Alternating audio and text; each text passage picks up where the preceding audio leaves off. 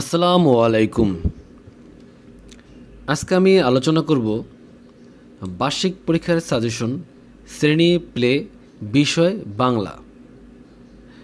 এই সাজেশনটা আমি এভাবে তৈরি করেছি, প্রশ্ন তার সাথে সাথে আমরা উত্তরটাও দিয়ে দিয়েছি। চলুন আমরা দেখি সাজেশনটা কিভাবে তৈরি করেছি। 1 নম্বরে দিয়েছি ব্যঞ্জন বর্ণগুলি লেখো, ক থেকে চন্দ্রবিন্দু পর্যন্ত। এর নিচে আমি উত্তরটা দিয়ে দিয়েছি, অর্থাৎ ক থেকে চন্দ্রবিন্দু পর্যন্ত লিখে দিয়েছি। 2 নম্বরে দেওয়া হয়েছে কার চিহ্ন দিয়ে দুটি করে শব্দ তৈরি করো। এর উত্তরটা আমরা এখানে দিয়ে দিয়েছি, অর্থাৎ আকার দিয়ে কয়টা শব্দ তৈরি করা যায় সেগুলো অনেক আছে, কিন্তু আমি আপাতত 2টা করে শব্দ দিয়েছি। 3 নম্বরে দিয়েছি স্বরচিহ্ন ছাড়া 2 বর্ণের শব্দ লেখো, অর্থাৎ এখানে আকার রসিকার ছাড়া শব্দ লিখতে হবে। আমরা 5টা উত্তর দিয়ে দিয়েছি।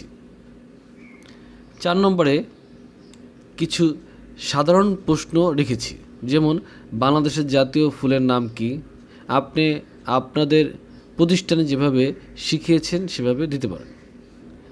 5 নম্বরে দিয়েছি কার চিহ্ন ছাড়া সাজিয়ে শব্দ গঠন করো, অর্থাৎ আকার রসিকার ছাড়া শব্দ গঠন করতে হবে।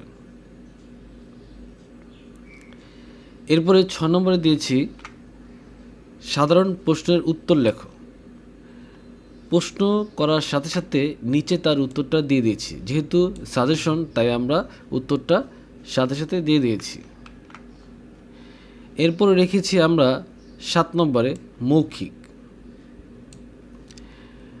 মৌখিক আমরা ক এবং খ রেখেছি। কতে রেখেছি বর্ণগুলো দিয়ে দুটি শব্দ বলো, অর্থাৎ আমরা এখানে বর্ণ বলবো, তার শব্দ তৈরি করতে হবে।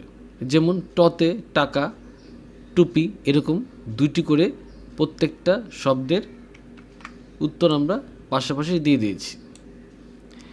এরপর খতে রেখেছি আমরা 6 ঋতুর নাম বলো।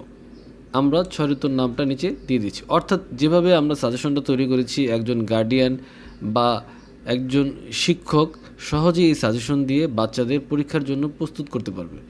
এই ছিল আমাদের আজকের প্লে শ্রেণীর বিষয় বাংলা নিয়ে। পরবর্তী ভিডিও দেখার জন্য আমন্ত্রণ রেখে আজকের মতো এখানেই। আল্লাহ হাফেজ।